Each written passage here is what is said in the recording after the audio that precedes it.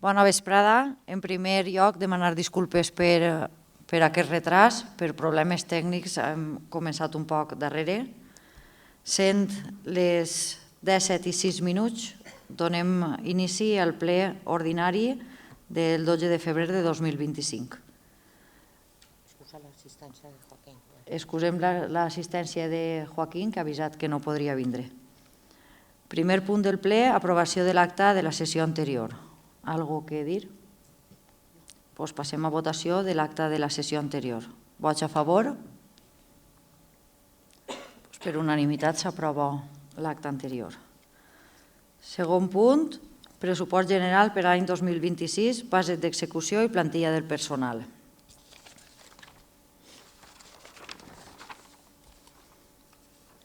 Es proposa al ple de la corporació l'adopció del següent acord.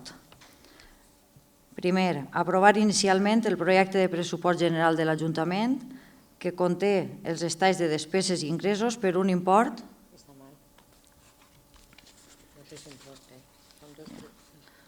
de 2.312.700 euros, així com les bases d'execució del pressupost i la relació del personal amb el resum dels capítols següents. En el capítol d'ingressos tenim operacions corrents en impostos directes 1.086.500 euros, en impostos indirectes 10.000 euros, taxes, preus públics i altres ingressos un valor de 164.200 euros, transferències corrents 1.025.700 euros, ingressos patrimonials 12.000 euros. En operacions de capital tenim transferències de capital 14.300 euros. Un total d'ingressos de 2.312.700 euros. En l'apartat de despeses tenim en despeses de personal 976.660 euros. Despeses corrents en béns i serveis 908.720 euros. Despeses financeres 34.360 euros. Transferències corrents 63.300 euros. Fons de contingència 20.380 euros. En inversions reals 88.900 euros. I passius financers 220.380 euros. Un total de despeses de 2.312.700 euros. Segon, sotmetre l'acord que s'adopte a informació pública per un termini de 15 dies hàbils mitjançant els anuncis en el butlletí oficial de la província i en el tauler de dictes de l'Ajuntament, perquè els interessats puguen formular reclamacions. Tercer, el pressupost general es considerarà definitivament aprovat si durant el termini d'exposició pública no es presenten reclamacions. A aquests efectes, per l'alcaldia es dictarà una resolució elevant l'acord d'aprovació inicial a definitiu i ordenant la publicació del resum dels capítols en el butlletí oficial de la província. Alguna aportació?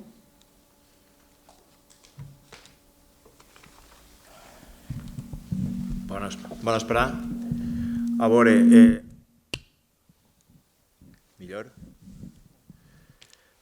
Simplement, conforme hem parlat en el tema de la comissió de comptes, d'agrair una col·laboració mútua entre els dos partits per aconseguir el millor possible per al poble de Castelló i agrair també que es destini el màxim possible per al manteniment, neteja i dotació a les associacions del poble per a tindre el poble el més asseat i en el millor estat possible. Això era. Gràcies. Ho tenim en compte. Passem al següent punt. De veres, perdó. Passem a votació del pressupost general de l'any 2025. Vots a favor? Abstencions? Doncs per 6 vots a favor i 4 abstencions s'aprova el pressupost per al 2025. Punt 3. Moció presentada pel grup socialista contra la retallada del servei de cirurgia cardíaca. Presentarà la moció el regidor de Sanitat, Àlex Atienza.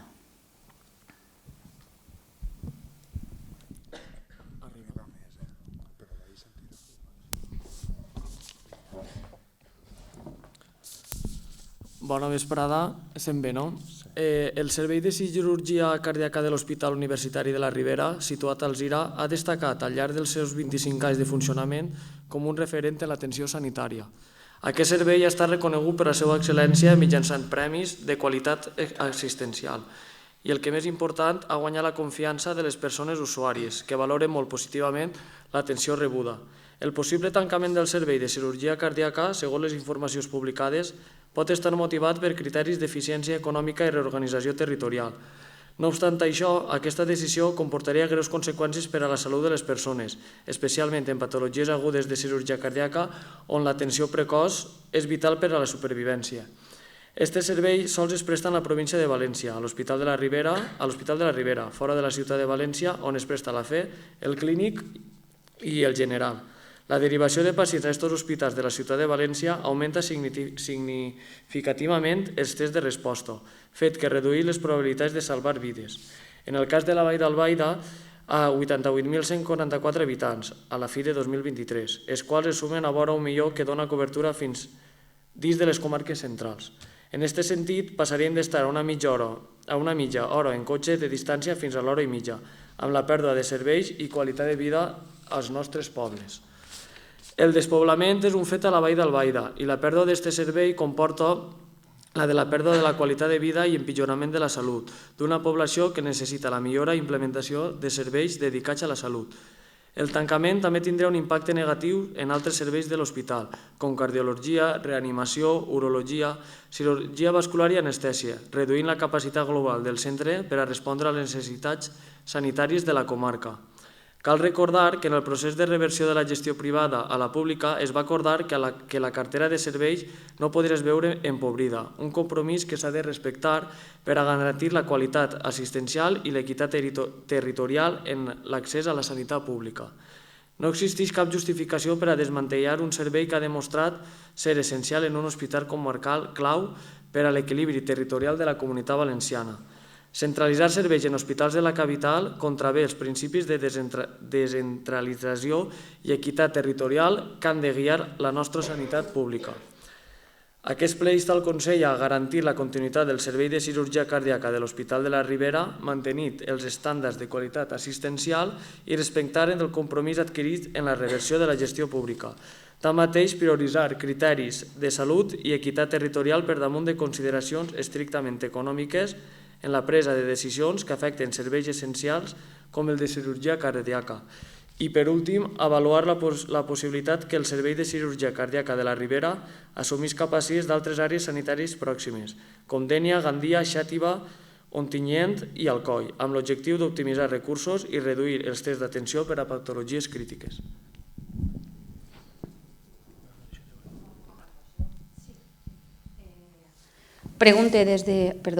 Bona vesprada. Pregunte des del desconeixement. Per què no s'adjunta les mocions com a documentació en el ple? És algo que volia... No sé. En el meu no. Vull dir, ho han revisat tots i la moció està com a convocatòria, evidentment, com a punt del dia, però la moció publicada no està. Nosaltres la sentim ara perquè me la digitalen. Correcte. Ni la tinguem... Bueno, no passa res, passe a debatre. No sé el que haurà passat, però... No passa res. De totes formes, costa poc, no tinguem els hores. Sí, ahí tens raó. No, això és perquè, no sé, tenen tots habilitant la vista pública a tots els moments, però què passa? Algú va passar? Vull dir que no n'hi ha... És que no hi ha res més. Vull dir que és tan fàcil com... Ja presentem una moció, no la tinguem. Passa molt a que un error. Que al volta me l'heu donat en paper. Ara, pensava que anava a donar molt. Sí, s'ha incluït. En teoria la teniu que tindre. Vull dir que en teoria la teniu que tindre. Vale, la pròxima sol·licita.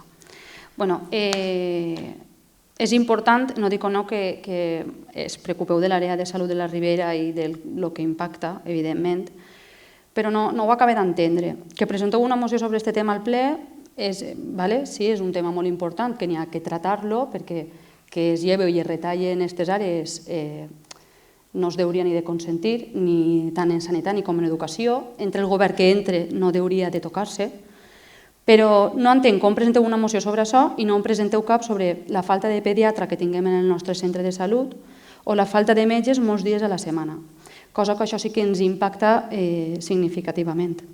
Això és molt preocupant per als nostres menuts, per als nostres veïns i veïnes en general. Per la nostra part, no tinguem res més a debatre. Abans de passar a... Sobre el tema que has dit del pediatre, crec que en l'últim ple, no sé si es va dir o es va acordar, va haver un problema en el tema de la vacant. Jo em vaig reunir en els coordinadors del Departament de Castelló i es va produir una solució que era temporal, en la qual hi havia fora del període de matí un pediatre que en el seu de diferents àrees de salut, que com no n'hi havia gent venia de vesprà fora del seu horari dins d'una atenció. La gent estava molt, no equivocada perquè no sé si és la paraula, però que sempre les telefonades o el tema de demanar cita o informació era de matí. Entonces nosaltres ens vam reunir i ells ens van dir que de vesprà molta gent no tocava o directament es creuia que soles eren urgències i anava el metge convencional. Entonces jo em vaig reunir amb ells, es va fer una publicació des de l'Ajuntament en la qual es va dir que mentrestant arribava la substitució de la vacant, que a hores d'ara no estava perquè va llegir tots els expedients i totes les actes que em van comentar, hi hauria un servici de 3 dies mínim a la setmana de vesprada d'un pediatre, que cada situació general es tenia que telefonar i sobre el tema més recurrent, que són revisions periòdiques urgents, vacunacions, etc., això de primera hora es ficaria el centre de salut o seria primordial que aquestes persones tingueren la cita perquè s'atengueren de vesprà, fins que arribara la vacant. Això abans de l'últim plenari ja es va fer la publicació i es va tindre clar, per lo que es referies d'això. Anem a passar a votació, però volia aclarir que Àlex ha deixat clar el tema dels metges i dels pediatres, que nosaltres estem damunt d'ells, però el que ens porta avui així al ple és el retall en la cirurgia cardíaca, que considerem que la retallada aquesta posa en joc la vida de moltíssimes persones. Que si tens un problema en el cor, tens un infarto, d'ací a Xàtiva arribes, d'ací a València has fet tard. I això és el que ens porta avui. Que el tema del pediatre i el metge no el deixem de costat, no, estem sempre damunt i ens preocupem i peleem i voldríem tindre 2 no, 4 metges tots els dies i 1 no, 2 pediatres tots els dies. Però no és una cosa que nosaltres puguem decidir. Podem pelear, però no és decisió nostra. Anem a passar a votació de la moció presentada. Vots a favor? Vots en contra? Abstencions? Per 4 abstencions i 6 vots a favor s'aprova la moció. Punt quart de l'ordre del dia, ratificació de la resolució número 2025-8 remesa a la Conselleria d'Educació. Defendrà aquest punt la regidora d'Educació, Amparo Herbàs. Una pregunta abans que res. Este sí que l'heu rebut? És per no llegir-vos tota la part de la llei, perquè si no, clar, és que és avorridíssim. A veure, vos comento el que vam fer. El que vam fer va ser fa unes setmanes, ens vam reunir amb l'AMPA de l'institut i amb l'AMPA del col·legi i aleshores vam crear aquest document a partir de la llei i el van signar la presidenta de l'AMPA de l'IES i la presidenta de l'AMPA del col·legi i després el vam enviar com una resolució Vicenta com a alcaldessa perquè és l'única forma que nosaltres podíem fer perquè evidentment no tenim un consell municipal i no se podia fer d'una altra manera, d'acord? Vos llegeix el que vam produir en el document i espero que estigueu recolzant-nos perquè això és favorable per a la continuïtat de l'educació dels nostres fills i filles i evidentment per no endarrerir 40 anys enrere. Jo vos llegeix i ja veuré.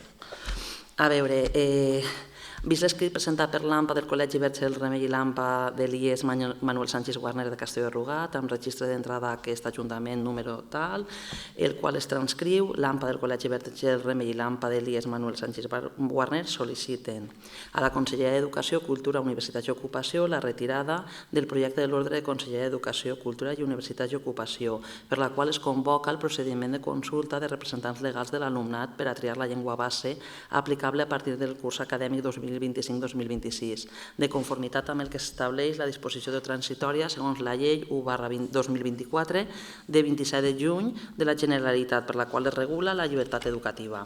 Considerem, i ahir hem fet un seguit de set punts, en relació a l'esmentada ordre, la primera, la consulta promou el conflicte lingüístic, situa el debat entre la tria entre el valencià o el castellà, en lloc de situar-lo en l'àmbit de la pedagogia, és a dir, en la tria de programes que permeten una competència equilibrada en les llengües oficials amb la que s'estableix la LOE. Segon punt, és ineficient, es posa l'èmfasi en la llibertat d'elecció de la llengua per part de les famílies, però no es garanteix que es faci efectiva aquesta llibertat d'elecció, o tanmateix, la llibertat d'elecció de les famílies no és un bé en si mateix al qual s'ha d'aspirar, és responsabilitat de l'administració educativa garantir el dret de la població a rebre un ensenyament de qualitat. Punt 3. La consulta proposada per la Conselleria no conté les garanties democràtiques de processos de participació, deliberació i decisió individual perquè no existeixen òrgans de supervisió més enllà de la mateixa administració. Tampoc existeixen taules electorals participades per la comunitat educativa. Ara ja han enviat el format de com hem de fer la votació, però en aquest moment, evidentment, no sabíem encara res d'això. Punt 4. No s'han considerat situacions que podrien distorsionar els resultats en el procés d'assignació d'unitats en la llengua base. Per exemple, els alumnes que canvien de centre influiran en decisions que no els afectaran directament, la qual cosa distorsiona el procés. No s'ha considerat adequadament la situació de l'alumnat repetidor, ni la situació de l'alumnat dels col·legis rurals agrupats, ni la dels centres educatius que compten amb agrupacions multinivell. Punt 5. No hi ha quòrum mínim de participació en la consulta perquè siga vàlida. El nombre d'unitats en cada llengua base es determinarà independentment del nivell de participació de les famílies i a partir dels percentatges establerts en l'annex número 1 de la llei 1/2024. Punt 6. Les famílies de l'alumnat de sisè de primària dels centres públics votaran tot i que no hauran manifestat en quin institut continuaran els estudis els seus fills i filles.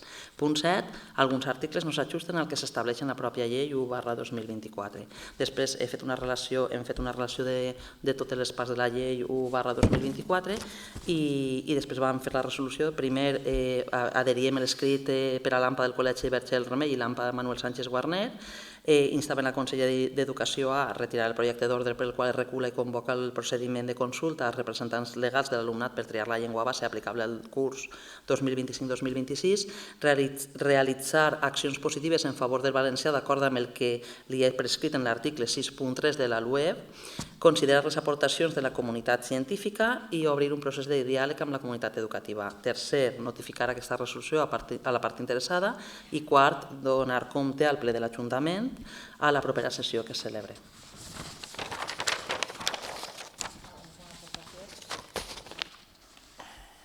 Passem a votació del punt quart, la ratificació de la resolució remesa a la Conselleria d'Educació. Vots a favor? Per unanimitat s'aprova aquesta ratificació. I vos agraïm de veres que recolzeu aquesta proposta perquè pensem que és el millor per als nostres xiquets. Tots, David i Samuel, no, però Liliana, tant Jordana com jo, perquè sou un poquet només més majors, però hem estudiat sempre en valencià i crec que hem eixit tots de l'escola, sabem parlar i escriure perfectament el valencià i sabem parlar i escriure perfectament el castellà. I pense que és el millor per als nostres fills i filles. Activitat de control. Punt 5è. Donar compte de la correspondència.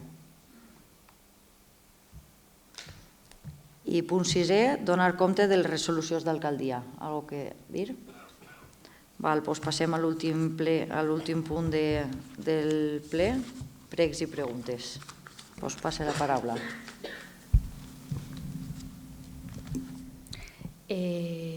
Vale, comencem.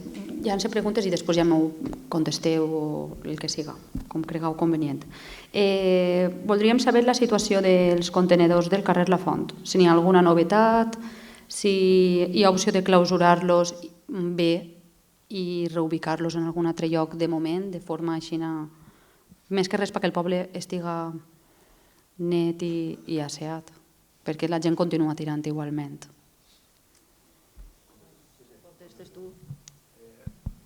Els contenidors, com bé sabeu, encara estan inutilitzables. Han fet tot el que la companyia que s'ha encarregat de replegar-los ens ha dit. El camió passa perfectament, però no sabem per què ens donen l'excusa que no volen vindre a replegar-los. Però és que han fet ja tot el que ens han dit, han alçat els llums, han llevat els volardos, han rebaixat el bordillo, han fet tot i encara no venen. No sabem per què, no ens donen cap de raó més. Tot el que ens han dit ho han fet, el camió cap perfectament, ho van comprovar i no sabem què passa. No sabem. Jo crec que això té que ser ja imminent que vinguen, perquè no podem estar així. Vull dir, és que vivim en aquesta part del poble, és un desastre. Entra el camió per replegar la basura, entra el contenedor per replegar el camió, per replegar el vidre, però el reciclatge de cartró i d'envasos no entra. I no entra, però perquè no es dona la gana. I així, vull dir que així ho han dit, han fet tot el que ells ens han dit i així tot no venen. No sé si és que no volen arreplegar els contenidors que estan soterrats perquè, en teoria, perden temps és, no res, 3 minuts, o què? Així que han demanat explicacions i de moment no m'han donat cap, només que no volen passar.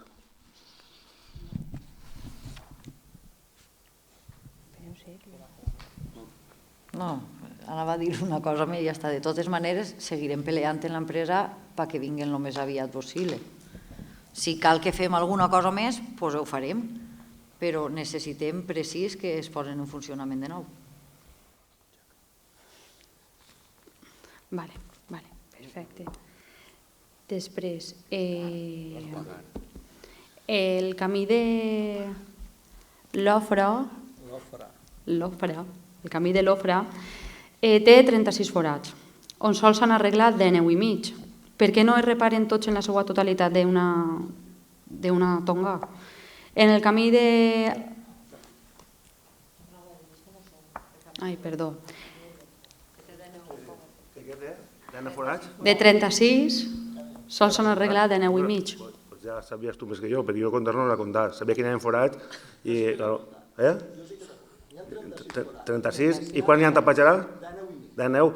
Doncs els altres que falten, en l'altra tonga els farem. En l'altra tonga els farem. És que em pensava que anava a dir que tampoc us pareixia bé que havien tapat els de 9 i mig. Claro, però és que els altres que falten estan 36, en l'altra tonga, en l'altra camiona els taparem. Sí, n'hi ha, saps que n'hi ha. I si ha vist el pressupost, saps que n'hi ha més que l'últim any.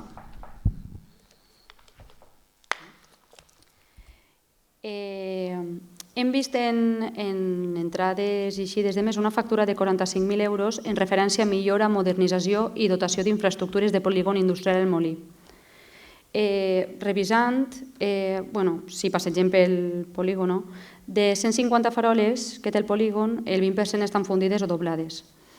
A més, voldríem saber la previsió que hi ha per reparar el socavó forat o el que n'hi ha davant de l'ecoparc. Començant pel final, el socavó, sí, a veure, ja han parlat de l'empresa, van tenir un problema, ja han parlat amb l'empresa constructora i ja segurament no passa avui crec que no hauran estat, perquè estaven fora, però crec que esta setmana que ve ja m'han dit que van a arreglar-ho. Faran el mateix que la part de baix, vull dir, trauran, tornaran a compactar-ho bé i damunt posaran formigó i en principi es quedarà bé. I el de les faroles, les faroles del polígono Estan comentant també antes en Sam, sí, tenen constància de que n'hi ha algunes que no van, algunes que els camions maniobrant també molt les tiren, i res, en breu les tindrem arreglades. Les que no van funcionaran i les que estan en terra estan plantades. Vull dir, no... Pel que fa a la factura quasi de 45.000 euros de modernització del polígon industrial, és el projecte que es va fer de l'IBACE, de la millora del socavó que tornaran a arreglar, de la calestènia que es va posar, i això són subvencions, però l'Ajuntament abans ho ha de pagar, i són factures que ixen de l'Ajuntament. I per últim, si hi ha algun tipus de proposta per al desprendiment que hi ha en el carrer del Duc, perquè s'han posat unes valles ahí, però continua estant prou perillós. S'han posat en contacte ja, s'han enviat els informes als propietaris, sabeu que això és d'un banc, s'han enviat els informes pertinents dels tècnics municipals i estarem pendents. Jo vaig ser la primera en veure que vaig tindre que anar a posar les valles i amb estar damunt seguirem insistint i si s'ha de sancionar o s'ha de fer qualsevol cosa, doncs sí. Se li ha enviat una ordre de retirada a l'empresa, a la propietària, que és un banc. Això té una tramitació. Entonces, ara, quan ha passat el temps que no ho ha fet, ara li tenim que fer una ordre d'execució subsidiària. Això vol dir que se li té que comunicar l'import de lo que val i si no ho fa en un termini, ho té que fer l'Ajuntament a costa després carregant-ho. Per això estem en ello. Que el procés està en marxa, que no és que s'ho hem deixat. Alguna cosa més? El tema del valencià, no em fa falta micro, que me sent prou bé. Crec que jo, no? El tema, és que ja feia temps que volia dir-ho, i sempre m'he s'oblida. El tema del valencià, ja que paguem una web de turisme, paguem 300 i pico d'euros cada volta, per lo menos que estiga ben escrita, que em sangren els ulls. Té diverses faltes d'ortografia. Per favor, repasseu-la, o a ells que se diga, ja que estem pagant, que fallen. Vale, perfecte. Moltes gràcies per avisar-nos, perquè a mi també em sangren els ulls en les faltes. Sí, molt bé. Sí, que a mi em passa el mateix, que a voltes llegir alguna cosa i te se tanca l'ull així de dir, por Dios. Sí, doncs ho repassem. No, però si entrat ho veuré. Molt bé. Ho repassem. Aleshores, sent les 10:33, donem per finalitzat el ple ordinari d'avui 12 de febrer del 2025. Bona nit a tots.